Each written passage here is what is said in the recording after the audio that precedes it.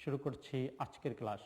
তো বন্ধুরা, আজকের ক্লাসে তোমাদের জন্য যা রয়েছে তা হচ্ছে অষ্টম শ্রেণীর আরবি দ্বিতীয় পত্রের পঞ্চম পাঠ, আর পঞ্চম পাঠের এটি হচ্ছে দ্বিতীয় ক্লাস। তো চলো যাই, এই পাঠে তোমাদের জন্য যা থাকছে, আল ফেলুল মুদারে আল মুসবাত এর গঠন প্রণালী এবং সাথে সাথে তার গর্দানটাও আমরা শিখব, এবং বয়ানুল ফেয়ালুল মুদারে আল মানফি এবং আল ফেলুল মুদারে আল মানফি বেলাম। আমরা এই তিনটি বহস কিভাবে তৈরি করতে হয়, কিভাবে গঠন করতে হয় এ সম্পর্কে বিস্তারিত জানবো ইনশাল্লাহ। তো শুরু করার আগে বন্ধুরা, তোমরা সবাই খাতা কলম নিয়ে বসেছো তো অবশ্যই? হ্যাঁ, যদি না নিয়ে থাকো অবশ্যই কিন্তু নিয়ে নিবে। আর এই ক্লাসটি বোঝার জন্য আগের ক্লাসটি অবশ্যই কিন্তু তোমার দেখার প্রয়োজন রয়েছে। যদি কেউ আগের ক্লাসে না থেকে থাকো, তাকে কিন্তু অবশ্যই কিশোর বাতায়ন থেকে আগের ক্লাসটি দেখে নিতে হবে। তো বন্ধুরা, চলো আমরা আলোচনা শুরু করে দেই। তো প্রথমেই বয়ানুল ফেয়ালুল মুদারে আল মুসবাত। তোমরা জানো ফেলে মুদারে আল মুসবাত এটি কি, কোন ধরনের ক্রিয়া?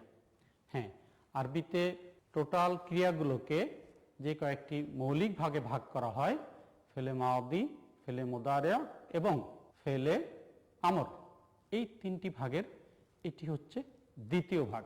হ্যাঁ, আর দ্বিতীয় ভাগে যে মুদারে শব্দটি আসে, তোমরা অবশ্যই জানো এখানে দুটো ক্রিয়া বা দুটো কালকে এটা সমন্বয় করে। আমরা প্রথম পাঠে কিন্তু বিষয়টি শিখেছি যে মুদারে হচ্ছে বর্তমান এবং ভবিষ্যৎকালীন ক্রিয়া। অর্থাৎ তুমি যদি বলো ইয়াফা আলু, সে একজন পুরুষ কাজ করছে বা করবে, ইয়ানসুরু সে সাহায্য করছে বা করবে, এই দুটোই কিন্তু মুজারের থেকে। তুমি এখন কেউ কোনো একটা কাজ করছে, তুমি যদি বোঝাতে চাও তুমি বলবে ইয়ানসুরু।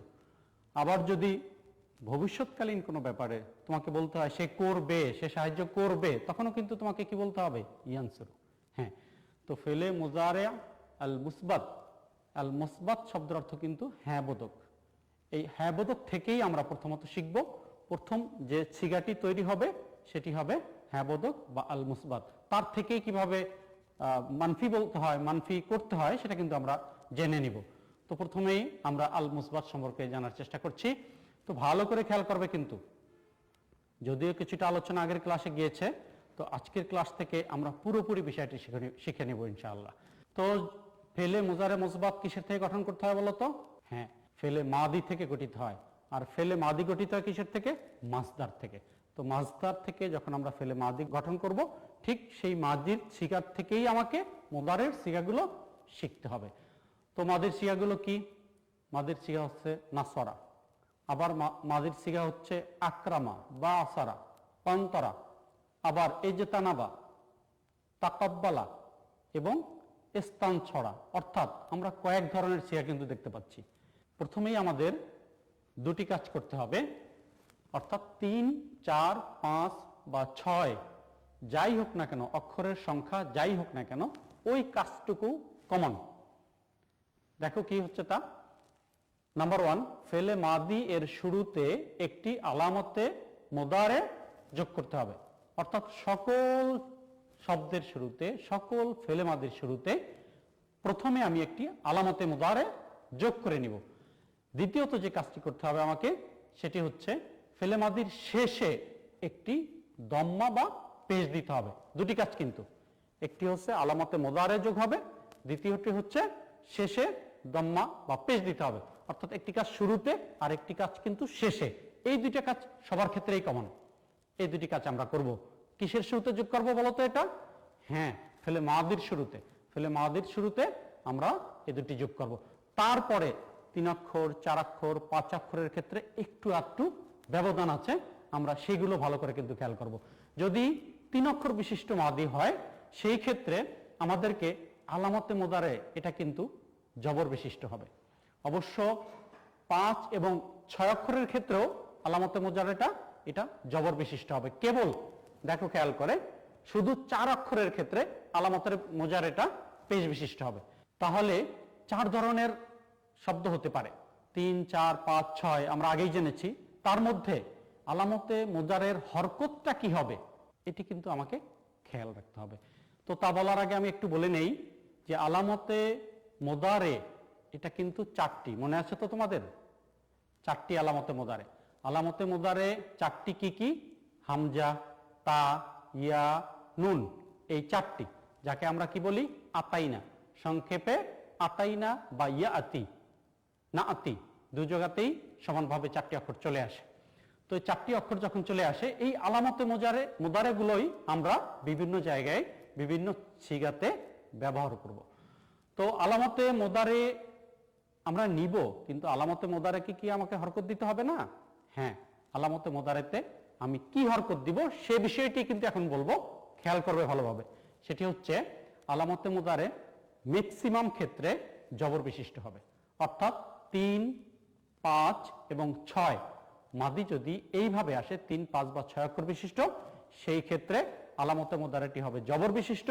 আর যদি তুমি দেখতে পাও না মাদির সিগাটি 4 অক্ষর বিশিষ্ট হচ্ছে, সেই 4 অক্ষর বিশিষ্ট মাদির ক্ষেত্রে আলামতে মোদারেটিতে তোমাকে কিন্তু দম্মা দিতে হবে। সেই ক্ষেত্রে ফাথা হবে না, সেই ক্ষেত্রে হবে দম্মা। ঠিকমতো তুমি এটা যদি দিতে পারো তাহলে প্রথম কাজটি কিন্তু তোমার হয়ে গেল, আলামতে মোদারের প্রথম কাজটি কিন্তু তোমার হয়ে গেল। এরপরে আমাদের শেষের কাজটি তোমার মনে আছে যে শেষের কাজটি কি? দম্মা দিতে হবে। তাহলে দুটো কাজ কিন্তু কমান বলছিলাম, প্রথম কাজ আলামতে মোদারে, দ্বিতীয় কাজ শেষ বর্ণে জম্মা দেয়া। এরপরে যে পৃথক কিছু কাজ রয়েছে আমরা একটু দেখে নিই। এরপরে আমাদের কিছু কাজ রয়েছে, আমরা একটু দেখে নেই। দেখো 3 অক্ষর বিশিষ্ট যদি ফেল হয়ে থাকে, মাদিটা 3 অক্ষর বিশিষ্ট হয়, তাহলে ফা কলমা সাকিন করতে হবে। এই কাজটি কিন্তু দেখো তোমার পরবর্তী জায়গাগুলোতে নেই। অর্থাৎ যদি তুমি ফাআলা বলো, ফাআলা, সরাফা, দরাবা, সামিআ, তার থেকে ইয়াস মাউ, ইয়াস দ্বিতীয় অক্ষরটা সাকিন। 3 অক্ষর বিশিষ্ট মাদির ক্ষেত্রে এই কাজটা অবশ্যই করতে হবে। আর 4 অক্ষর বিশিষ্ট মাজির ক্ষেত্রে দ্বিতীয় অক্ষরটা এমনিতেই মাদিতে, মোজারের ক্ষেত্রে দ্বিতীয় অক্ষরটা কিন্তু মাদিতে সাকিন থাকে বলে এই কাজটা করতে হয় না। তো আমাদেরকে এটা খেয়াল রাখতে হবে, মাদিতে 3 অক্ষরের প্রথম অক্ষরটা ফাকলেমা, এটা যেহেতু জবর বিশিষ্ট থাকে আমাদের এটাকে সাকিন করে নিতে হবে। তো এটা অতিরিক্ত কাজ, এটা 3 অক্ষর বিশিষ্ট ফেলের ক্ষেত্রে অতিরিক্ত কাজ। 3 অক্ষরের ক্ষেত্রে আরো একটি কাজ কিন্তু আমাদের করা রয়েছে, যে কাজটি আমাদের 4, 5 বা 6 অক্ষর বিশিষ্ট মাদির ক্ষেত্রে আমাদের করতে হবে না। সেটি হচ্ছে আইন কলেমা 3 অক্ষরের ক্ষেত্রে কিন্তু খুবই ইম্পর্টেন্ট একটি ব্যাপার। অর্থাৎ 3 অক্ষর বিশিষ্ট মাদি যদি হয় তা আইন কলেমার অক্ষরটা কখনোই সেম হয় না। এটা বাবের নিয়ম অনুযায়ী কখনো দম্মা, কখনো ফাতা এবং কখনো কাসরা হয়ে থাকে। এটা তোমাকে খেয়াল রাখতে হবে যে বাব কি চায়, আইন কলেমায় বাবের নিয়ম অনুযায়ী তুমি দম্মা, ফাতা এবং কাসরা দিবে। এটি হচ্ছে 3 অক্ষরের ক্ষেত্রে খুবই ইম্পর্টেন্ট। আমরা ওখানে দেখানোর চেষ্টা করেছি, একটু দেখো। না সরা, তার থেকে ইয়ান শুরু, দরবা, তার থেকে ইয়াদ রিবু, কারুমা, তার থেকে ইয়াকুম। অর্থাৎ মুজারেতে ইয়ান শুরুর মধ্যে দম্মা, শেষ বর্ণের পূর্ববর্ণে সতে দম্মা আছে, দেখো পেশ আছে। ইয়াফতাহুর মধ্যে শেষ বর্ণের পূর্ববর্ণে অর্থাৎ আইন কলেমায় ফাতা আছে, এবং ইয়াদ রিবুর মধ্যে শেষ বর্ণের পূর্ববর্ণে কাসরা আছে, ইয়াদ রিবু। এই যে দম্মা, ফাতা, কাসরা, এটা কিন্তু বাবের নিয়ম অনুযায়ী হচ্ছে, অর্থাৎ বাব যেভাবে চাচ্ছে ঠিক সেভাবে হচ্ছে। এটি যদি তুমি আমি আমার মতো করে দেওয়ার চেষ্টা করি তাহলে হবে না। এক্ষেত্রে বাবটা খুবই ইম্পর্টেন্ট। আমাদের জানতে হবে যে মাসদারটি থেকে আমি সিগাটি তৈরি করব, সেই মাসদারটি কোন বাবের এবং সেই বাবে মোদারেতে আইন কলেমায় কি হয়। এটা কি শুধু মোজারের ক্ষেত্রেই প্রযোজ্য ছিল, না মাজিতেও তাই ছিল বলো তো? হ্যাঁ, মাজিতেও কিন্তু তাই ছিল। মাজিতেও আইন কলেমাটা বিভিন্ন রকম হয়েছিল। মাজিতে দরাবা, সামিআ, কারুমা আইন কলেমায় কিন্তু 3টা হরকতে ছিল। এখানেও কিন্তু মোদারেতে আইন কলেমায় 3টা হরকতি হয়ে থাকে। তো এটা 3 অক্ষর বিশিষ্ট মাজির ক্ষেত্রে খুবই ইম্পর্টেন্ট। আমরা 3 অক্ষর বিশিষ্ট মাজির ক্ষেত্রে কি দেখতে পেলাম বলতো ভিন্নতা? 2 নম্বর হচ্ছে ফাকলেমা সাকিন হবে, এটা অন্য জায়গাতে ওইভাবে প্রযোজ্য নয়। 3 নম্বরে হচ্ছে এখানে বাবের নিয়ম অনুযায়ী আইন কলেমায় দম্মা, ফাতা, কাসরা হবে। তারপরে চলে যাই, চলো তো 4 অক্ষর বিশিষ্ট মাজির ক্ষেত্রে বিশেষ কিছু আছে কিনা। হ্যাঁ, 4 অক্ষর বিশিষ্ট মাজির ক্ষেত্রে 2 নম্বরে দেখতে পাচ্ছ শেষ বর্ণের পূর্ব বর্ণে কাসরা বা জের দিতে হবে। আমরা যদি ওই 3 অক্ষর বিশিষ্ট এটা চিন্তা করি, ওখানে আমরা কিন্তু বলছি আইন কলেমা, তবে আইন কলেমাটা সেখানে কি ছিল? আইন কলেমাটা সেখানে শেষ বর্ণের পূর্ব বর্ণই কিন্তু ছিল। তো আইন কলেমা আমরা কিন্তু 3 অক্ষর বিশিষ্ট শব্দের ক্ষেত্রে উল্লেখ করছি, কিন্তু 4 বা 5, 6 এর ক্ষেত্রে আমরা আইন কলেমা আর বলবো না, বা সেখানে তোমার কালেমাটি প্রযোজ্য নয়। তো তো এখানে আমরা এই জন্য 4 অক্ষরের ক্ষেত্রে শেষ বর্ণের পূর্ববর্ণ উল্লেখ করলাম। শেষ বর্ণের পূর্ববর্ণটা হতে পারে আইন কলেমা, নাও হতে পারে। তো সে কারণে শুধু শেষ বর্ণের পূর্ববর্ণ কথাটা বলা হয়েছে। তো শেষ বর্ণের পূর্ববর্ণে 4 অক্ষর বিশিষ্ট মাদ্রির ক্ষেত্রে কি হবে বলতো? হ্যাঁ, কাসরা, এবং সব সময় কাসরা হবে। এটা কিন্তু অন্য কোনো হরকত হওয়ার সুযোগ নেই। কখনোই তুমি ফাতা এবং দম্মা দিতে পারবে না। তুমি যদি দেখো 3 অক্ষর বিশিষ্ট 4 অক্ষর বিশিষ্ট, সেই ক্ষেত্রে অবশ্যই তোমাকে কি করতে হবে? শেষ বর্ণের পূর্ববর্ণে কাসরা দিতে হবে। তো দেখো আক্রামা থেকে ইউক্রিমু, তারপরে বাসারা থেকে ইউবাসিরু, ইউকরিমু কাসরা, ইউবাসিরু শেষ বর্ণের পূর্ববর্ণে কাসরা। এটা তোমাকে খেয়াল করতে হবে। এখানে কখনোই দম্মা বা ফাতা হয় না। আমরা চলে যাই 5 অক্ষর বিশিষ্ট শব্দের ক্ষেত্রে। সেখানে দেখো আলামতে মোজারে জবর বিশিষ্ট হবে 3 অক্ষরের মতো আমরা বলছিলাম, 6 অক্ষরেও জবর বিশিষ্ট হবে। তারপরে শেষ বর্ণের পূর্ব বর্ণের যে ব্যাপারটা, এটি কিন্তু 5 অক্ষরের ক্ষেত্রেও ম্যাক্সিমাম সময়ে কাসরাই হবে, তবে একটা জায়গা মাত্র, সেই জায়গাতে শেষ বর্ণের পূর্ব বর্ণে 5 অক্ষরের ক্ষেত্রে ফাতা হবে। সেটি হচ্ছে যদি মাদির শুরুতে, অর্থাৎ 5 অক্ষর বিশিষ্ট মাদির শুরুতে তুমি যদি একটি তা দেখতে পাও, তা, তখন শেষ বর্ণের পূর্ব বর্ণে কাসরা না দিয়ে তুমি অবশ্যই ফাতা দিবে। অর্থাৎ একটি জায়গায় 5 অক্ষরের ক্ষেত্রে শেষ বর্ণের পূর্ব বর্ণে ফাতা হবে। একটু উদাহরণটি দেখে নাও।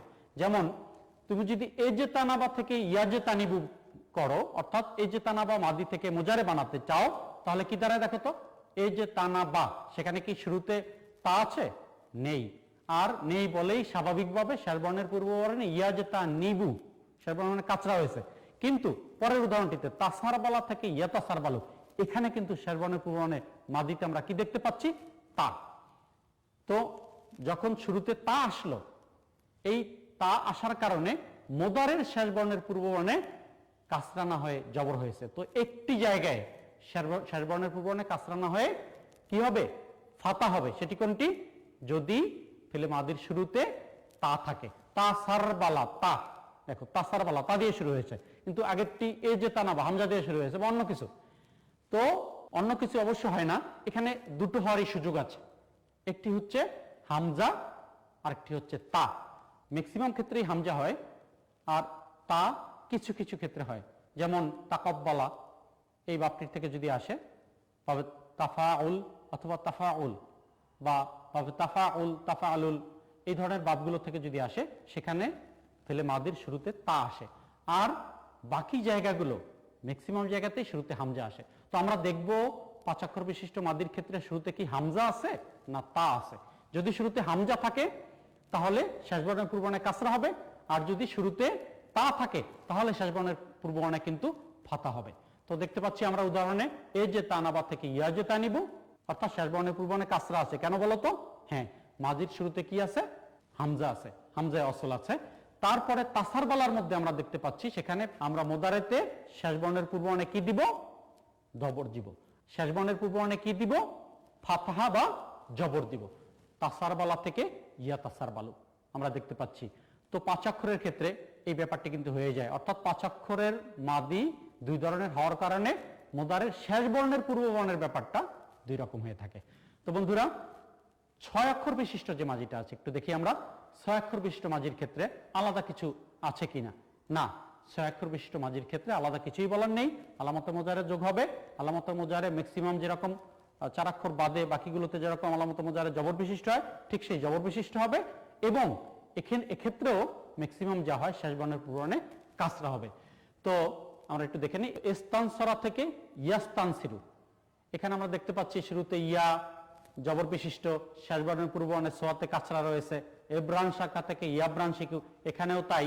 এখানে আমরা দেখতে পাচ্ছি শেষ বর্ণের পূর্ব বর্ণে কাসরা আছে, আর আলামতে মুজারাটা জবর বিশিষ্ট, খেয়াল রাখতে হবে। তো বন্ধুরা, আমরা একটু দেখে নিই টোটালটা, একটু সামারাইজ করে কি হলো, কি খেয়াল করতে হবে আমাদের। হ্যাঁ, তাহলে যদি ফেলে মাদি থেকে মোজারে গঠন করতে হয়, আমাদেরকে প্রথমে আলামতে মোজারে যোগ করতে হবে। আলামতে মোজারে হরকতটা কি হবে? যদি 4 অক্ষর বিশিষ্ট মাদি হয় সেক্ষেত্রে দম্মা হবে, কিন্তু 3, 5 বা 6 অক্ষর বিশিষ্ট মাদির ক্ষেত্রে আলামতে মোজারেটা কি হবে বলতো? হ্যাঁ, ফাতা বিশিষ্ট হবে। আর 3 অক্ষর বিশিষ্ট মাদির ক্ষেত্রে আমাদেরকে কি করতে হবে? শেষ বর্ণের পূর্ব বর্ণে, তার মানে হচ্ছে কি আইন কালেমা। আইন কালেমায় বাবের নিয়ম অনুযায়ী জের জবর পেশ যে কোনো একটি দিতে হবে। আর 3 অক্ষর বিশিষ্ট মাজির ক্ষেত্রে আরেকটি ব্যাপার ছিল, দ্বিতীয় অক্ষরটি সাকিন হবে, অর্থাৎ ফা কলেমাটি সাকিন হবে। এটা কিন্তু ব্যাপার ছিল। যাই হোক, শেষ বর্ণের পূর্ব বর্ণে শুধুমাত্র 3 অক্ষরের ক্ষেত্রে বাবের নিয়ম অনুযায়ী যে জবর পেশ দিতে হবে, কিন্তু অন্য সকল ক্ষেত্রে 4, 5 বা 6 অক্ষর বিশিষ্ট মাজির ক্ষেত্রে মনে আছে তো কি করতে হবে? হ্যাঁ, 4, 5 বা 6 অক্ষর বিশিষ্ট মাজির ক্ষেত্রে শেষ বর্ণের পূর্ব বর্ণে কাসরা দিতে হবে, শুধু একটা জায়গায় 5 অক্ষর বিশিষ্ট মাজির ক্ষেত্রে, এবং তা যদি শুরুতে তা আসে, মাজির শুরুতে যদি তা আসে, কেবল তখনই শেষ বর্ণের পূর্ব বর্ণে ফাতা হবে। ক্লিয়ার করে বুঝলে তো? আমি আবার বলছি, শেষ বর্ণের পূর্ব বর্ণে আমরা কাসরা দিব 4, 5 বা 6 অক্ষর বিশিষ্ট সকল মাজির ক্ষেত্রে, কিন্তু একটা জায়গায় 5 অক্ষর বিশিষ্ট যদি মাদি হয় এবং তাও যদি শুরুতে তা আসে, মাজির শুরুতে তা আসে, তখন শেষ বর্ণের পূর্ব বর্ণে আমরা ফাতা দিব। এই কিন্তু কথা খেয়াল রাখবে। তো এটা যদি আমরা করি আর শেষ বর্ণের সকল মাজির শেষ বর্ণে আমরা দম্মা দিয়ে দিব, তাহলে কিন্তু আমাদের মোজারের শব্দটা হয়ে যায়। তো বন্ধুরা, আমরা ফেলে মোদারের সিগাগুলো 3, 4, 5 বা 6 অক্ষর বিশিষ্ট কিভাবে হয়ে থাকে আমরা কিন্তু সেগুলো শিখলাম। প্রথম ক্লাসে তোমরা শুধুমাত্র 3 অক্ষর বিশিষ্ট মোজারেটাই শিখেছিলে। আজকের ক্লাসে আমরা ফেলে মোজারে মুসবাত মারুফের আমরা যে প্রথম সিগাটি, এটা 3, 4, 5 বা 6 অক্ষর, যে কোনো অক্ষর হোক না কেন, আমরা কিন্তু শিখে নিলাম।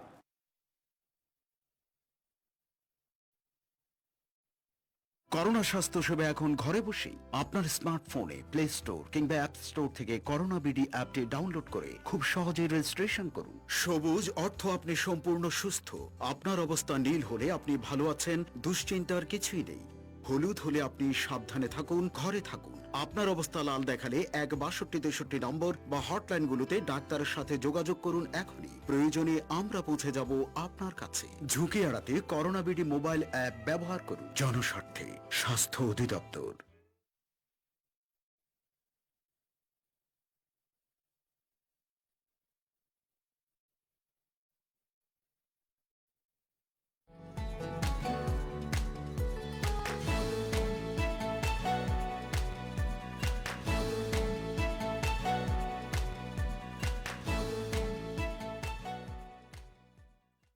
আসসালামু আলাইকুম ওয়া রাহমাতুল্লাহি ওয়া বারাকাতুহু।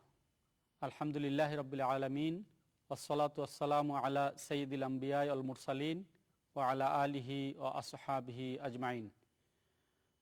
আইয়ুহাত তুল্লাবুল আজিজা, কাইফা আনতুম?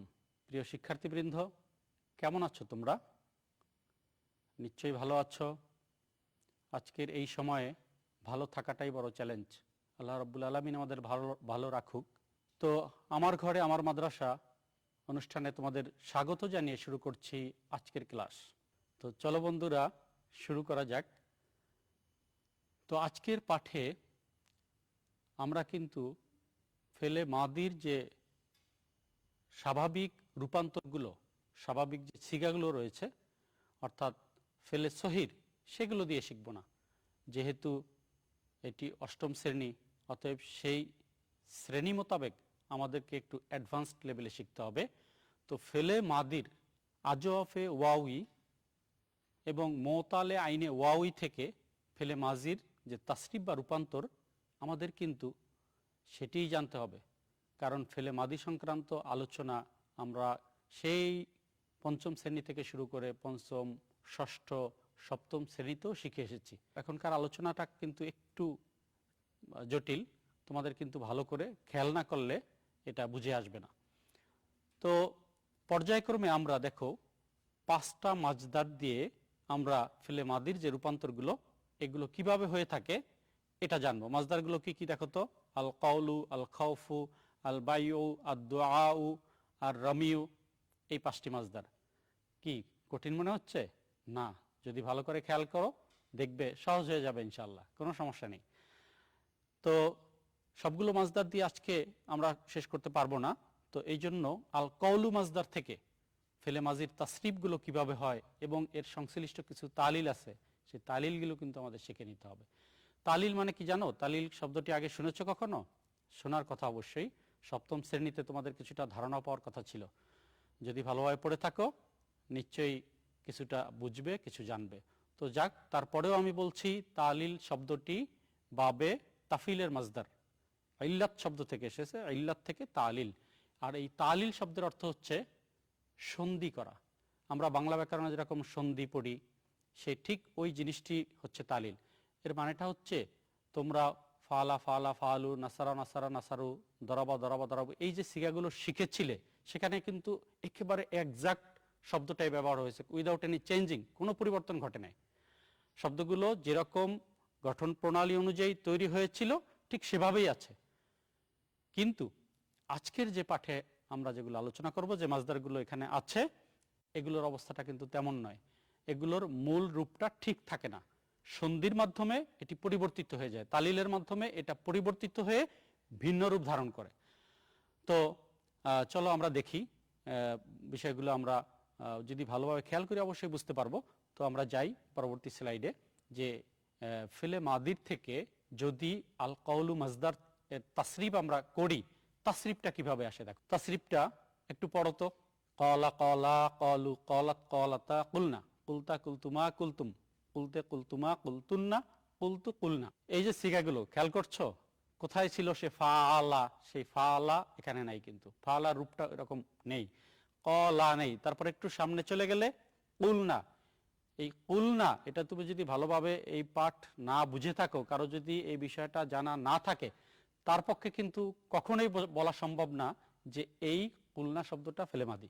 কিন্তু এই কুলনা শব্দটা ফেলে মাদির মূল রূপ থেকে কিভাবে পরিবর্তিত হয়ে এখানে আসলো, এরকম রূপ ধারণ করলো, এটা যদি কারো জানা থাকে তার পক্ষে কোনো ব্যাপারই না, আর তোমাদের পক্ষেও ইনশাআল্লাহ কোনো ব্যাপার হবে না, তবে ভালো করে বুঝতে হবে। তো দেখো কুলনা, তো এখানে দুইটা ব্যাপার। প্রথমত যখন শুরু হলো কলা, এই ফরম্যাটেই শুরু হয়েছে, দেখো কলা কলা কলু কলাত কলাতা কুলনা, কিন্তু কুলনার থেকে গিয়ে পরবর্তী ফরম্যাটটা আবার এক, কুলনা। তারপর কুলতা কুলতুমা কুলতুম, কুলতে কুলতুমা কুলতুন্না, কুলতু কুলনা। তো এই যে 14টা সিগা আমি পড়লাম, এটা যদি ঠিক অরিজিনাল মাদির গঠন প্রণালী অনুযায়ী কোনো ধরনের পরিবর্তন ছাড়া কিভাবে ছিল মূল রূপটা, সেটা যদি আমরা একটু দেখার চেষ্টা করি, কি দ্বারায় দেখো, আমি একটু দেখানোর চেষ্টা করেছি এখানে। এটা হচ্ছে তালিল ছাড়া মূল রূপটা, কওয়ালা কওয়ালা, কলু কওয়ালাত কওয়ালাতা, কলনা কলতা কলতুমা কলতুম, কলতে কলতুমা কলতুন্না, কলতু কলনা, ঠিক একজাক্ট ফালা ফালা ফালু, ফালাত ফালাতা ফানা, এরকম। অর্থাৎ ওইভাবেই কিন্তু গঠন প্রণালী অনুযায়ী সে তৈরি হয়েছিল, কিন্তু তালিল হওয়ার পরে তার এই রূপটা চলে এসেছে, এবং এই রূপটাই কিন্তু বাক্যে ব্যবহৃত হয়। আমরা ইবারতগুলোতে এটাই দেখতে পাবো, ওটা কিন্তু দেখব না, কারণ পরিবর্তনের কারণে ওর থেকে এখানে চলে এসেছে এবং এটাই ব্যবহৃত হয়। আর এই পরিবর্তনগুলো কেন হয় জানো? হ্যাঁ, এখানে ধ্বনিতত্ত্বের একটা ব্যাপার আছে, উচ্চারণ বিধির একটা ব্যাপার আছে। এই উচ্চারণ বিধির কারণেই আমরা যখন কথা বলতে যাই তখন কিন্তু এই চেঞ্জটা চলে আসে আর কি। তো এরকম করে তোমরা বাংলা ব্যাকরণেও দেখেছো। বাংলা ব্যাকরণে যেমন তুমি যদি মনে করো বিদ্যাযোগ আলয়, বিদ্যা আলয় বলি না আমরা, বিদ্যালয় বলি, তাহলে দেখা গেল এখানে একটা আ, এটা হজব হয়ে গেছে। তো এইভাবে করে এখানেও কিন্তু তাই ঘটে। তো তালিলের ক্ষেত্রে যে জিনিসগুলো বেশি ঘটে, এটা একটু আমরা খেয়াল করে নিই কি কি ঘটে। তালিলের ক্ষেত্রে প্রধানত 3টি বিষয় ঘটে। একটি হচ্ছে আমরা অনেক সময় দেখি যে হরফে ইল্লাতগুলো হজব হয়ে যায়। হরফে ইল্লাত নিশ্চয়ই তোমরা জানো, হরফে ইল্লাত কি কি বলতো? ওয়াও, আলিফ, ইয়া। এই ওয়াও, আলিফ এবং ইয়া এগুলো যদি বাক্যের মধ্যে আসে, এই হরফে ইল্লাতগুলো স্বাভাবিক অবস্থায় থাকতে পারে না, এই জন্যই মনে হয় তার নাম হরফে ইল্লাত। তো এই হরফে ইল্লাতগুলো নামকরণ করা হয় কেন জানো? এগুলো দুর্বল হরফ বলে। এই হরফগুলো বাক্যের মধ্যে তার যথাযথ রূপ নিয়ে বিদ্যমান থাকতে পারে না, এই কারণে এগুলোকে মূলত হরফে ইল্লাত নামকরণ করা হয়। তো কি ঘটে সেখানে? দেখা যায় কখনো কখনো কোনো একটা হরফে ইল্লাত পুরোপুরি হজব হয়ে যায়, শব্দের থেকে বাদ হয়ে যায়। আবার কখনো কখনো হরফে ইল্লাত একটার থেকে আরেকটায় চেঞ্জ হয়ে যায়, যেমন ওয়াও থেকে ইয়া হয়ে যায়, আবার ওয়াও থেকে আলিফ হয়ে যায়, ইয়া থেকে আলিফ হয়ে যায়, চেঞ্জ হয়ে যায়, এভাবে ঘটে। আবার কখনো কখনো এমনটাও হয় যে একটার হরকত ঠিক আরেকটাতে চলে যায়। এই যে বিষয়টা, এই জিনিসটাই ঘটে থাকে তালিলগুলোর মধ্যে, আর এই শব্দগুলোর মধ্যে কিন্তু তাই ঘটছে, এবং এই কাজগুলো হওয়ার পরে মূল রূপ থেকে এই রূপে ধারণ করেছে। তো খেয়াল রেখো কিন্তু কি কি বলছিলাম, হরফে ইল্লাতগুলোর ক্ষেত্রে কি কি ঘটে। একটা হচ্ছে হজব হয়ে যায়, মাঝখান থেকে পড়ে যায়, বিলুপ্ত হয়ে যায়। আরেকটি হচ্ছে চেঞ্জ হয়, পরিবর্তন হয়, একটার থেকে আরেকটায় রূপান্তরিত হয়। ওয়াও থেকে ইয়া হয়ে যায়, ইয়া থেকে ওয়াও হয়ে যায়, ওয়াও আলিফ থেকে ওয়াও ইয়া থেকে আলিফ হয়ে যায়, এই পরিবর্তনগুলো ঘটে আর কি। তো আমরা খেয়াল করে দেখবো যে আসলে কি ঘটতেছে। কখনো কখনো হরকত চেঞ্জ হয়ে যায়, আগের পরের হরফটা আগে চলে আসে, এই ব্যাপারগুলো ঘটে। এগুলোর সমন্বয়ের মাধ্যমেই পরিবর্তনগুলো আমরা খেয়াল রাখবো। তো আমরা যাচ্ছি পরবর্তী স্লাইডে। তো শিক্ষার্থী বন্ধুরা, তো এখানে যে চিহ্নিত দুটি শব্দ আমরা আগেই বলেছি যে কলা এবং কুলনা, এই দুটো শব্দ এর পরিবর্তনটা যদি আমরা জানতে পারি তাহলে কিন্তু বাকি শব্দগুলোর পরিবর্তনটা আমরা জানতে পারবো। তার মানে কলা যেভাবে পরিবর্তিত হচ্ছে ঠিক একই রকম করে কলা, কলু, কলাত, কলাতা এই পরিবর্তনগুলো হবে। তুমি যদি কলার তালিল শিখে থাকো তাহলে তুমি বাকি এই কয়টি পারবে, আর কুলনার তালিল শিখলে বাকি যে ফেলগুলো রয়েছে সেগুলোও বলতে পারবে। তাহলে চলো আমরা এই দুইটার তালিলটা দেখি। তো কলার তালিলটা কিভাবে হয় দেখো। তো কলা, ওই যে আগে বলছিলাম যে কি হয়, হরফিল্লাতগুলো একটার থেকে আরেকটা পরিবর্তন হয়ে যায়, এখানে কিন্তু সেই ব্যাপারটি ঘটেছে। লেখা আছে দেখো, কলা মূলে কওয়ালা ছিল। আল কওলু মাজদারটা কি মনে আছে তো তোমাদের? কওলু, কলা ইয়াকুলুর মাজদার কি? আল কওলু।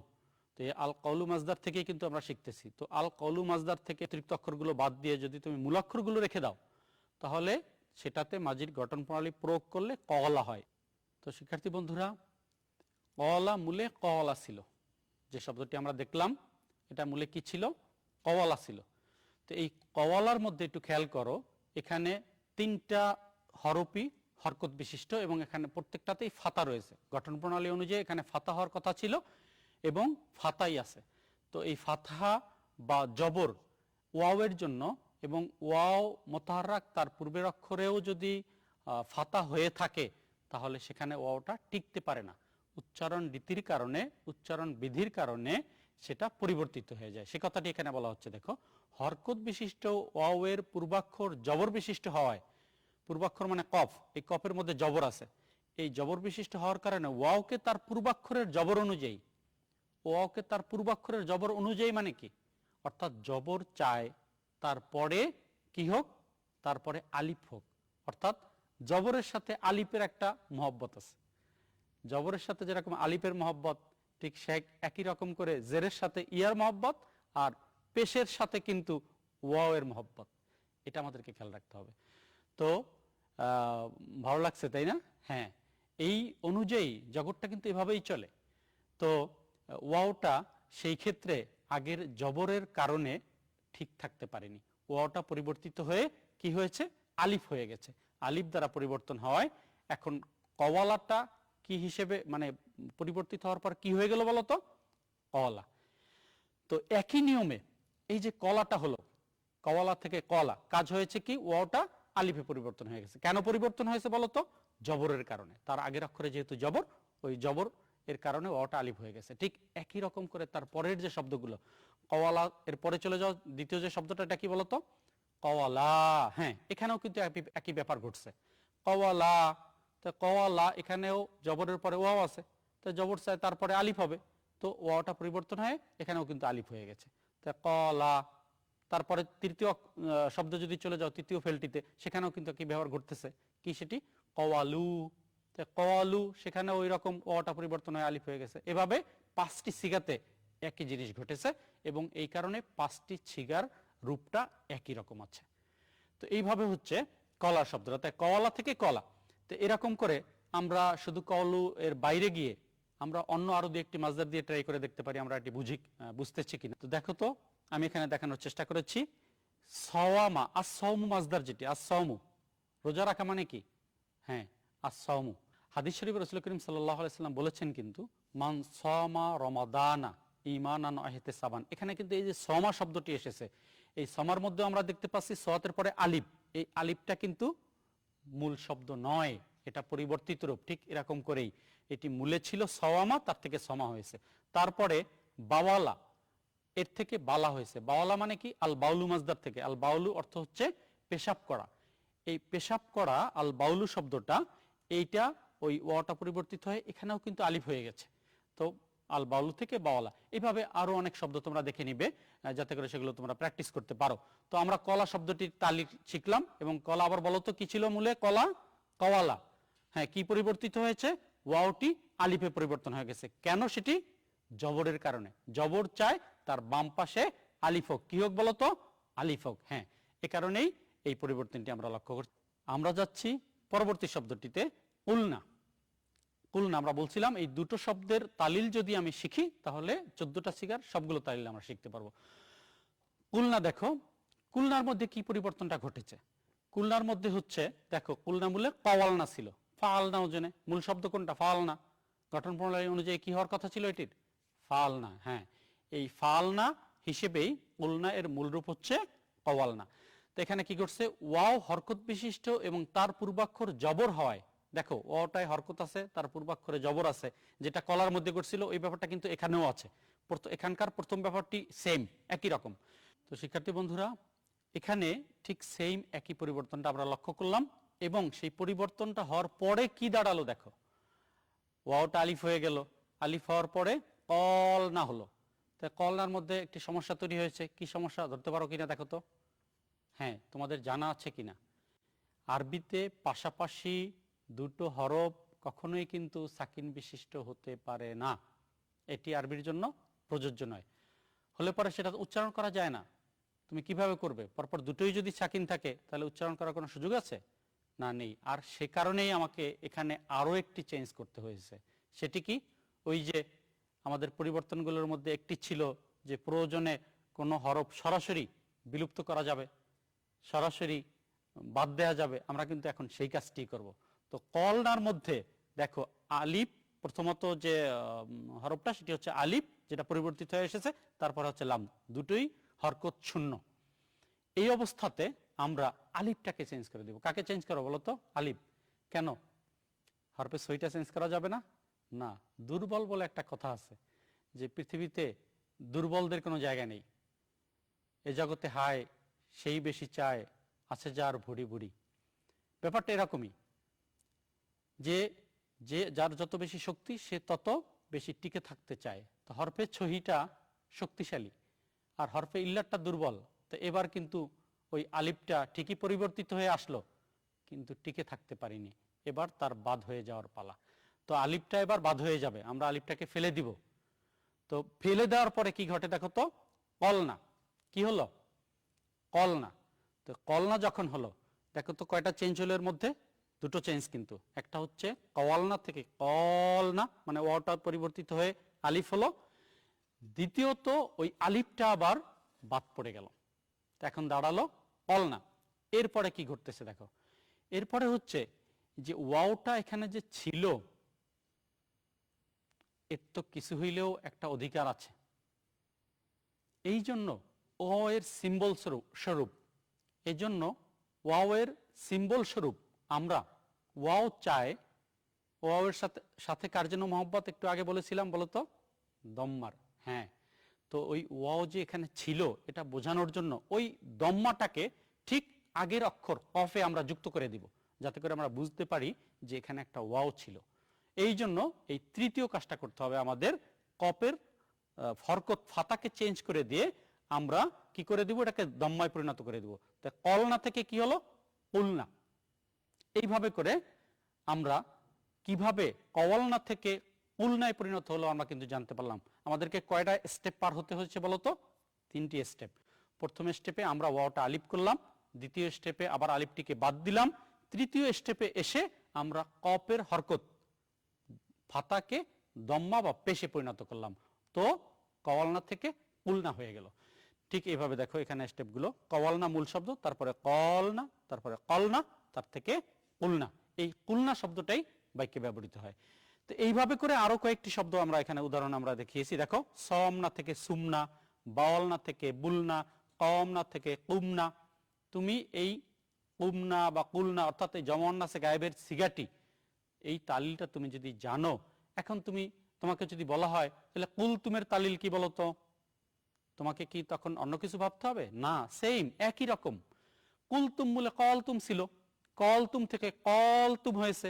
কলতুমের মধ্যে ওই একই সমস্যা ঘটছে, দুইটা সাকিন পাশাপাশি হয়ে গেছে, তো একটা বাদ, আলিফ বাদ, তা কলতুম হইলো। কলতুম থেকে আবার যেহেতু ওয়াও ছিল এখানে, সেই মূলে ছিল ওয়াও, সেই ওয়াও ছিল তার সিম্বল স্বরূপ আগের অক্ষরে দম্মা, পেশ দিয়ে দিলে তো কুলতুম হয়ে গেল। এইভাবে করে তুমি যদি বলো যে ওয়াহিদে মুতাকাল্লিমের সিগা কুলতু, এটা কিভাবে হলো? একই রকম, কুলতু মূলে কলতু ছিল, কলতু থেকে ওইভাবে চেঞ্জ হয়ে কুলতু হয়ে গেল। তো যে কোনো পরবর্তী সবগুলো সিগা, কুলনা পরবর্তী হয়দমন নাসে গায়েব থেকে শুরু করে হাজারের সবগুলো সিগা এবং মোতাকাল্লিমের দুটো সিগা, সব সিগার মধ্যে কিন্তু একই রকম করে তালিল হবে। তুমি শুধু এইটি পারবে তা না, অন্যগুলো দিয়েও কিন্তু তোমাকে প্র্যাকটিস করতে হবে, এগুলো প্র্যাকটিস করবে। তো আমরা দুটো তালিল কিন্তু শিখে ফেললাম। এই দুটো তালিল দ্বারা আমরা ফেলে মাদি মারুফ আল কৌলু মাজদার থেকে বা আজওয়াফে ওয়াউই মোতালে আজওয়াফে ওয়াউইয়ের যতগুলো শব্দ আছে প্রত্যেকটা শব্দের তালিল আমরা শিখবো। এখন কিন্তু আমাদের কাছে এগুলো নতুন মনে হবে না বা অপরিচিত মনে হবে না। এগুলো কিভাবে পরিবর্তন হয়ে এসেছে আমরা কিন্তু বুঝে গেলাম।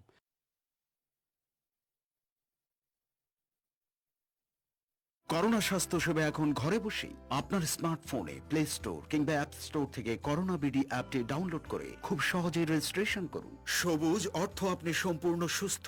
আপনার অবস্থা নীল হলে আপনি ভালো আছেন, দুশ্চিন্তার কিছুই নেই।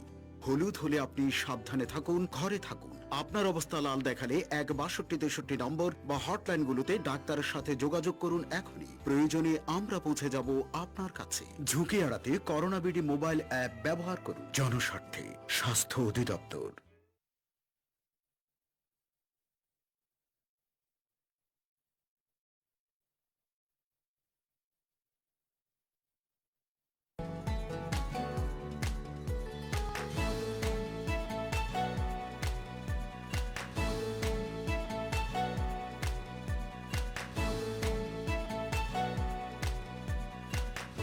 السلام عليكم ورحمة الله. إن الحمد لله تعالى والصلاة والسلام على نبينا محمد وعلى آله وصحبه أجمعين. أما بعد، أيها الطلبة كيف أنتم؟ প্রিয় শিক্ষার্থীরা, আশা করি তোমরা আল্লাহর রহমতে ভালো আছো। আমি আজ তোমাদের নবম শ্রেণীর কাওয়াইদুল লুগাতুল আরাবিয়া আরবি দ্বিতীয় পত্রের প্রথম অধ্যায়ের দ্বিতীয় পাঠ বিষয় ক্লাস নিব। আমাদের বিষয় হচ্ছে আল ফাইলুল লাজিম অল মুতাআদ্দি, অর্থ অকর্মক ক্রিয়া এবং সকর্মক ক্রিয়া। আমরা এর সংজ্ঞাগুলো দেখব।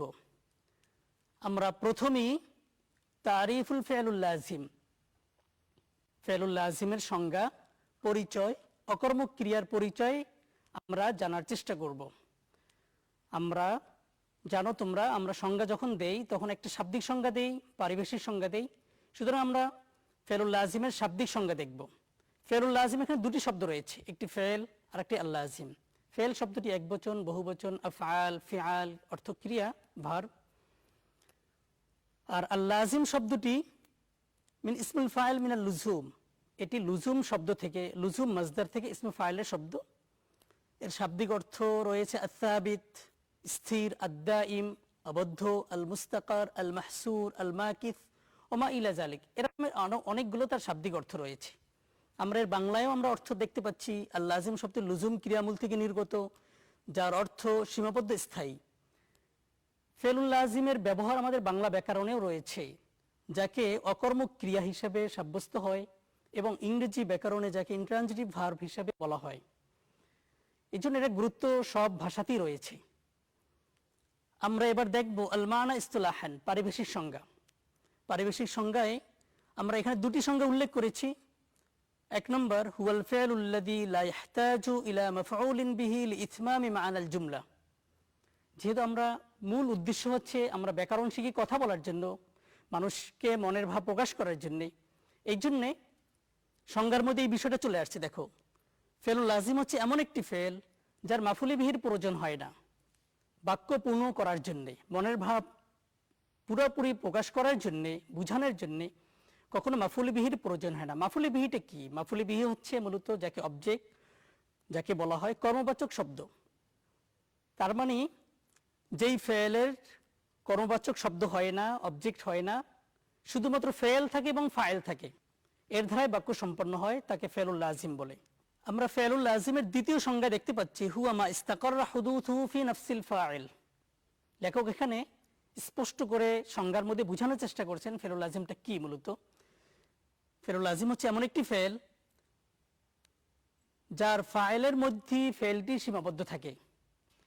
ফাইল থেকে ফেলটি বা ক্রিয়াটি তার কাজটি ছড়িয়ে পড়ে না, সম্প্রসারিত হয় না, শুধুমাত্র ফেল এবং ফাইলই থাকে, মাফুলি বিহি থাকে না, তাকে ফেলুল লাজিম বলা হয়।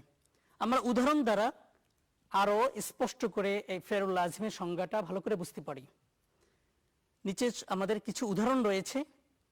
1 নম্বর, দাখালাল উস্তাযু, উস্তাদ শব্দের শিক্ষক, দাখলা প্রবেশ করলেন, শিক্ষক প্রবেশ করলেন।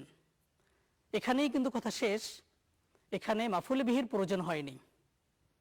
তারপরে হাদারাতুল্লাহ, হাদারাত তালিব, একজন ছাত্র উপস্থিত হলো, নামাত তিফলু, শিশুটি ঘুমালো, মাতার রাজুলু, একটি লোক মারা গেল। এই যে কথাগুলো আছে, দেখো এখানে কোনো মাফুলি বিহির প্রয়োজন হয়নি। বক্তা তার সাধারণ যে মনের ভাব ছিল সেটা প্রকাশ করতে পেরেছেন। হ্যাঁ, এখানে অন্য প্রসঙ্গ আছে, যেমন আমরা প্রসঙ্গ বলতে পারি দাখাল উস্তাজ, শিক্ষক প্রবেশ করলেন, কোথায় সেটা ভিন্ন জিনিস, কিন্তু কোথায় এটা মাফুলি বিহি নয়, এটা হচ্ছে জরফ, যাকে আমরা স্থান বলতে পারি। কখন হতে পারে, সেটা টাইম হতে পারে, সময় হতে পারে। এভাবেই হাদারাত তালিব, কখন কোথায় প্রশ্ন আসতে পারে। নামাত তিফলু, কখন, কখন থেকে ঘুমাচ্ছে, কিভাবে ঘুমাচ্ছে, সে অন্য প্রসঙ্গ আসতে পারে। নামার মাতার রাজুলু, লোকটি মারা গেছে, কিভাবে মারা গেছে, সেটা অন্য প্রসঙ্গ হতে পারে, কিন্তু মূল যে মাফুলি বিহি তার প্রয়োজন হয়নি।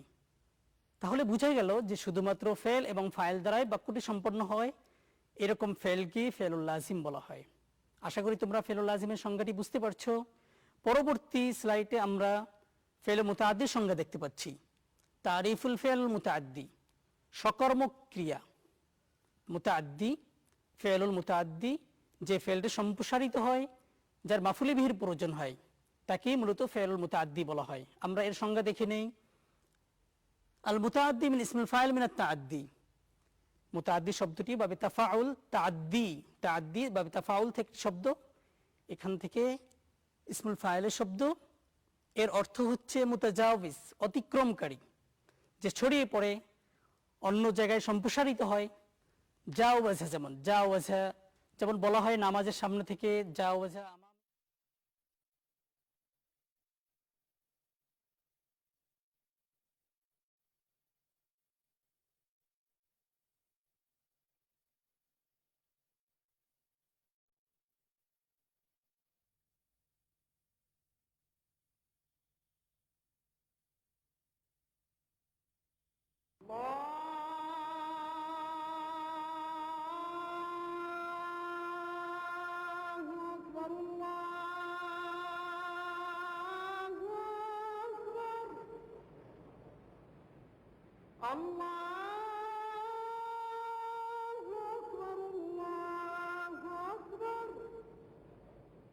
أشهد أن لا إله إلا الله أشهد أن لا إله إلا الله أشهد أن محمدا رسول الله أشهد أن محمدا رسول الله حي على الصلاة حي على الصلاة حي على الفلاح حي على الفلاح الله أكبر الله أكبر لا إله إلا الله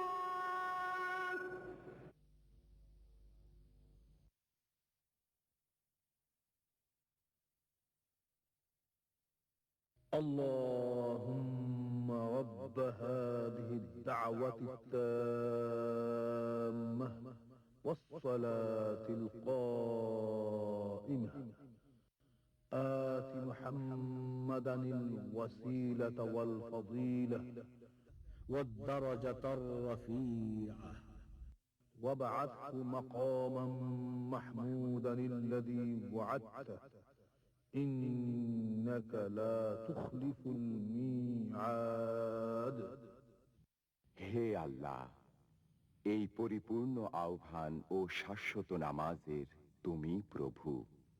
হযরত মুহাম্মদ সাল্লাল্লাহু আলাইহি ওয়াসাল্লামকে দান করো বেহেশতের সর্বোচ্চ সম্মানিত স্থান এবং সুমহান মর্যাদা, আর তাকে অধিষ্ঠিত করো শ্রেষ্ঠতম প্রশংসিত স্থানে, যার প্রতিশ্রুতি তুমি তাকে দিয়েছ।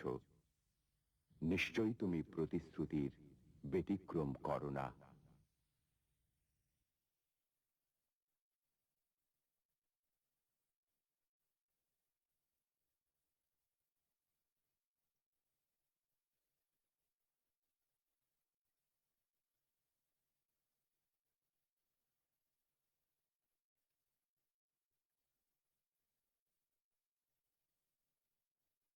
যে আল্লাহর সীমানা অতিক্রম করবে, আল্লাহর বিধানকে লঙ্ঘন করবে, আল্লাহ যে বিধান দিয়েছেন হালাল হারাম তা লঙ্ঘন করবে, ফাউলাইকা হুমুজ জালিমুন, তারাই হচ্ছে জালিম। তো এখানে তাআদ্দা শব্দটি রয়েছে অতিক্রম করবে, সীমা লঙ্ঘন করবে। সুতরাং তাআদ্দি শব্দের অর্থ অতিক্রম করা, সীমা লঙ্ঘন করা, এই জাতীয় অর্থ রয়েছে। এই ছিল শাব্দিক অর্থ। ফেলুল মুতাআদ্দি ফেলুল লাজিমের মতোই বাংলা ব্যবহারেও, বাংলা ব্যাকরণেও রয়েছে, যাকে সকর্মক ক্রিয়া এবং ইংরেজি ব্যাকরণে ট্রানজিটিভ ভার্ব হিসেবে বলা হয়ে থাকে। আমরা এবার দেখব পারিভাষিক সংজ্ঞা। আল মা'না ইসতিলাহান, পারিভাষিক সংজ্ঞা, হুয়াল ফি'লুল লাযী ইয়াতাআদ্দাল ফাইল ইলা মাফউলিন বিহি লিইতমামি মা'নাল জুমলা। ইতমাম মানে পূর্ণ করা, সমাপ্ত করা, মা'নাল জুমলা মনের ভাব।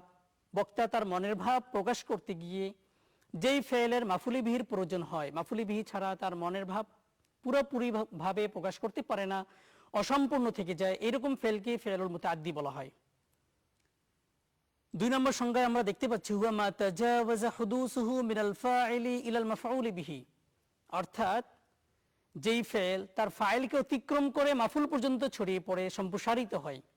তাজাওয়াজা হুদুসুহু মিনাল ফাইল, ফাইল থেকে, কর্তা থেকে, ইলাল মাফউল বিহি, মাফুল বিহি পর্যন্ত ছড়িয়ে পড়ে সম্প্রসারিত হয়, এরকম ফেলকে ফেলুল মুতাআদ্দি বলা হয়। আমরা উদাহরণ থেকে পুরোপুরি বোঝার চেষ্টা করি। আমরা উদাহরণ দেখতে পাচ্ছি খলাকাল্লাহুল ইনসান, আমি তোমাদের সুবিধার জন্য, এখানে মাফুলগুলো আছে যেগুলো এর নিচে একটা দাগ দেওয়া আছে, আন্ডারলাইন করা আছে, তোমরা সহজে বুঝতে পারবা। দেখো এখানে যে বাক্যটি আছে খলাকাল্লাহু আল ইনসান, ফেলুল লাজিমের মধ্যে 2টি শব্দ ছিল, ফেল এবং ফাইল। এবার কিন্তু 2টি শব্দ নয়, এখানে আছে 3টি শব্দ।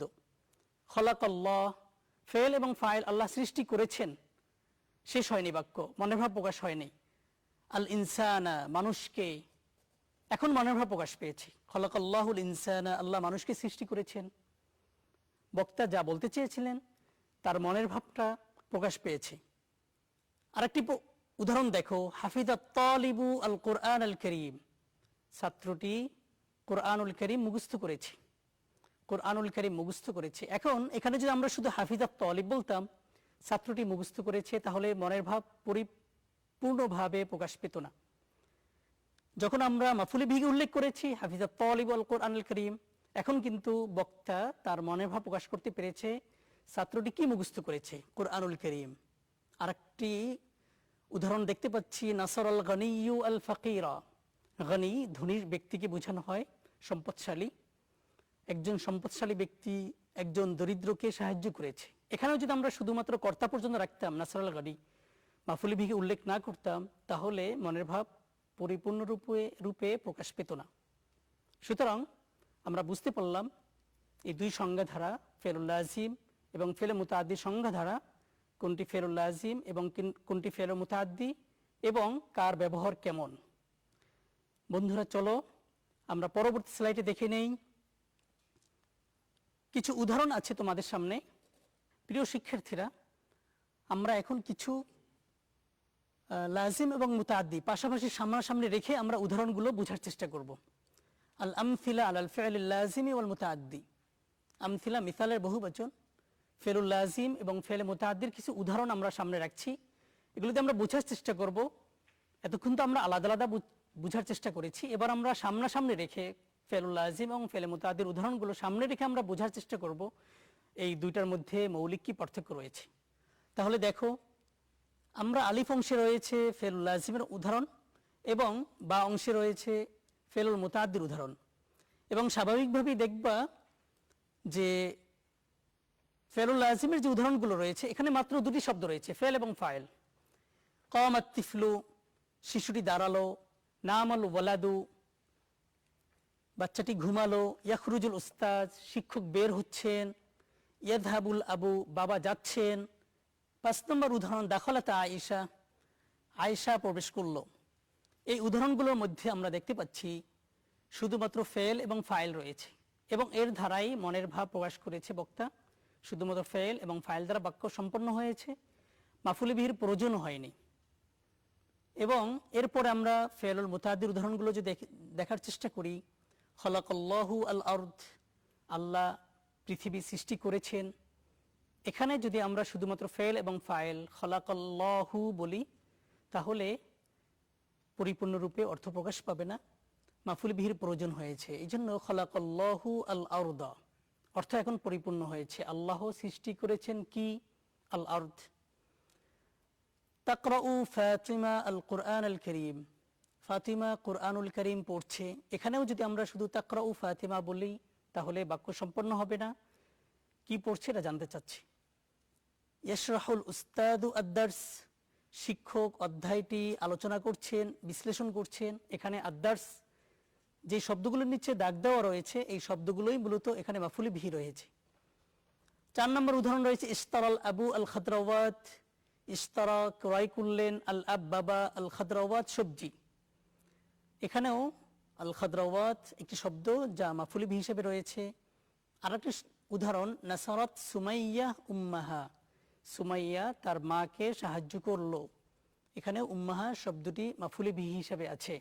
তাহলে আমরা পাশাপাশি দেখে নিলাম যে লাজিম এবং মুতাআদ্দির মধ্যে উদাহরণগুলো কেমন হয়ে থাকে, বাক্যগুলো কেমন হয়। ফেলুল লাজিমের মধ্যে কখনো মাফুল বিহির প্রয়োজন হয় না, মাফুল বিহি ব্যতীতই সে তার বাক্য পরিপূর্ণরূপে অর্থ বুঝিয়ে দেয়।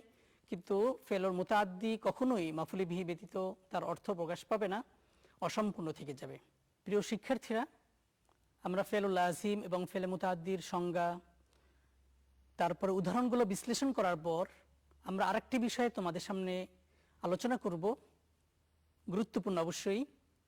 আমরা কিভাবে ফেলুল লাজিম এবং ফেলুল মুতাআদ্দিকে আলাদা করে চিনতে পারি, কোন ফেলটি ফেলুল লাজিম এবং কোন ফেলটি ফেলুল মুতাআদ্দি, এটা চেনার পদ্ধতি কি, সেই বিষয়টাই আমি তোমাদের সাথে আলোচনা করব। আল ফেলুল লাজিম ওয়াল ফেলুল মুতাআদ্দি, অকর্মক ও সকর্মক ক্রিয়া আমরা কিভাবে সহজে চিনতে পারবো।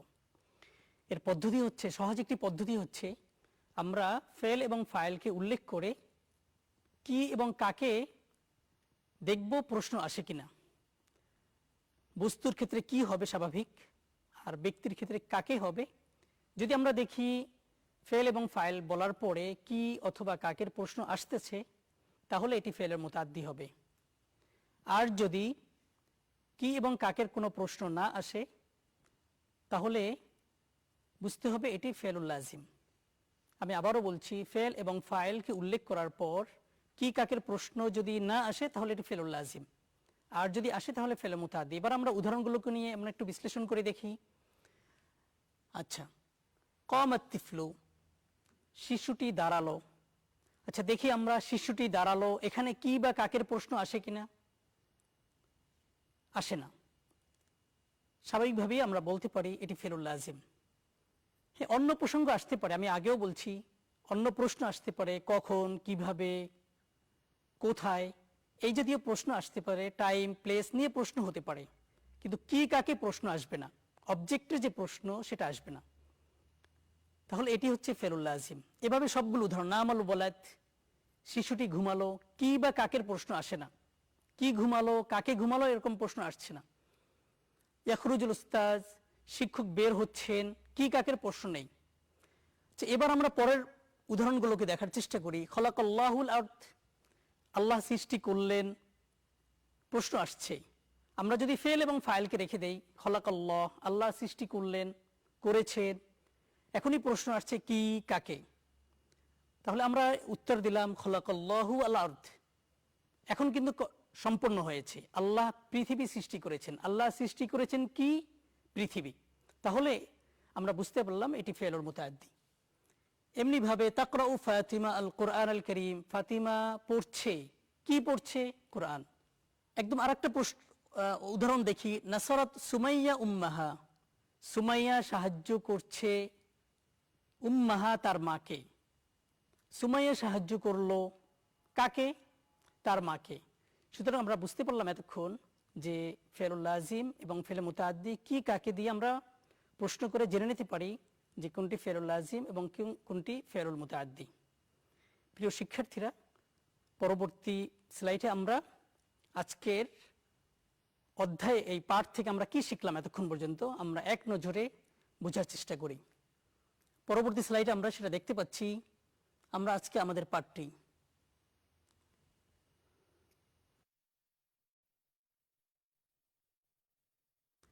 লাজিম এবং মুতাআদ্দি হিসাবে ফেল কত প্রকার, উযকুর বিল মিসাল, তোমাকে উদাহরণ সহ এই প্রশ্নটি শিখতে হবে। বা মা হুয়াল ফেলুল লাজিম আল মুতাআদ্দি, ফেলুল লাজিম অকর্মক ক্রিয়া ওয়াল মুতাআদ্দি সকর্মক ক্রিয়া কাকে বলে সংজ্ঞা দিতে হবে। বাইয়িন বিল আমথিলা, উদাহরণ সহ উল্লেখ করতে হবে। এই দুটি ছিল তোমাদের প্রশ্ন, যে প্রশ্ন দুটি তোমাদেরকে মুখস্থ করতে হবে। 2 নম্বর তোমাদের আরেকটি বাড়ির কাজ হচ্ছে তাকবিনুল জুমাল বিফাইলিন লাজিমিন ও মুতাআদ্দিন। তোমরা যেহেতু আজকে ফেলুল লাজিম এবং ফেল মুতাআদ্দি শিখছো, সুতরাং এই ফেলুল লাজিম বের করে, ফেল মুতাআদ্দি, বিভিন্ন মুতাআদ্দি, ফেলুল লাজিম বের করে এগুলো দিয়ে তুমি বাক্য তৈরি করার চেষ্টা করবা। বিভিন্ন রকমের বাক্য তৈরি করবা যাতে করে তুমি ফেরুল লাজিম এবং ফেল মুতাআদ্দি সম্পর্কে সহজেই ধারণা পেতে পারো। 3, ইস্তাখরিজিল আফআল মিনাল আয়াতিল আতিয়া, নিচে আমাদের কোরআনের কিছু আয়াত রয়েছে, এই আয়াতগুলোর মধ্যে ফেল আছে, ফেলগুলোকে বের করতে হবে। ইস্তাখরিজ মানে বের করা, বের করতে হবে।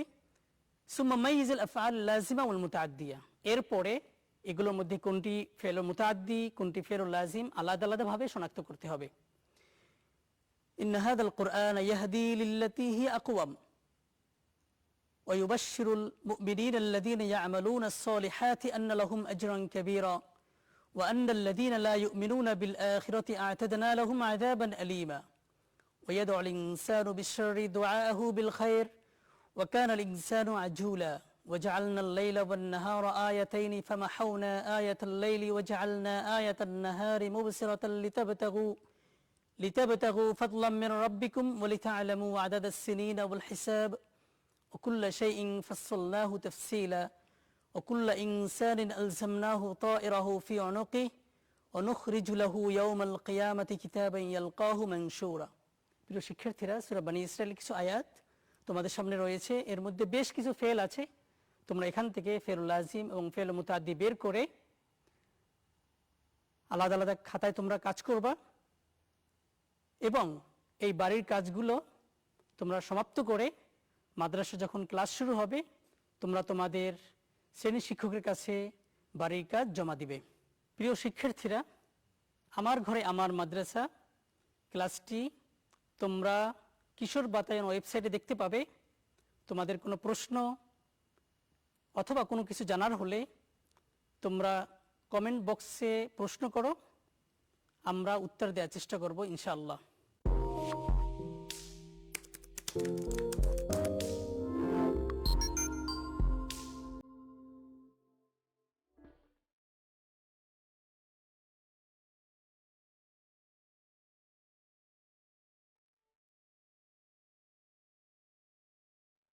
ভালো থাকবে, সুস্থ থাকবে। আসসালামু আলাইকুম ওয়া রাহমাতুল্লাহ।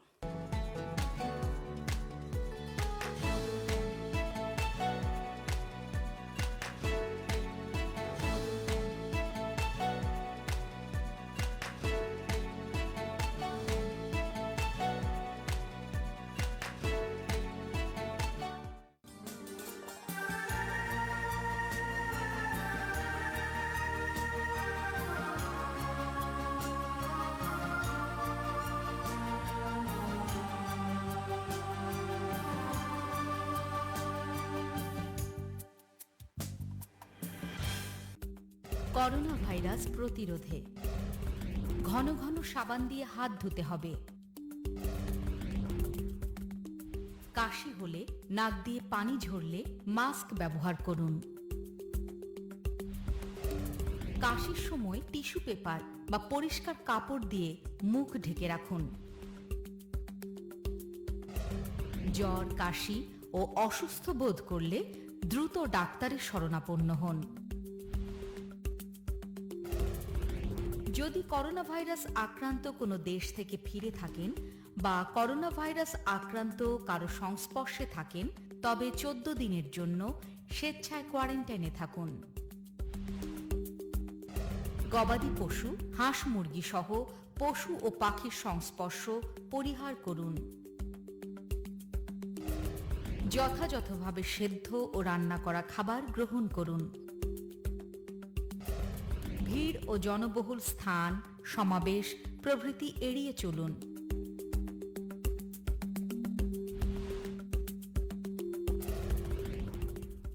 সতর্ক হন, সুস্থ থাকুন।